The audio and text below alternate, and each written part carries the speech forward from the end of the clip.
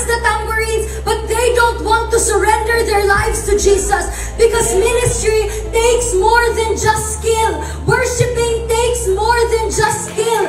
Worshiping takes more than just what you have. Competency may get you into the room, but it is character, it is spiritual development, it is intimacy that keeps you there. Talents may get you to the stage, but it is your intimacy with Jesus that will keep you in that stage. Manang daghang mga tao nga mag-burn out sila sa ministry mo, tingala ka, on fire man kayo siya nag-worship it, on fire man kayo siya nagtugtog, pero nga anong nawala man siya, nga anong kanang na-fall away man siya sa presensya sa Ginoo.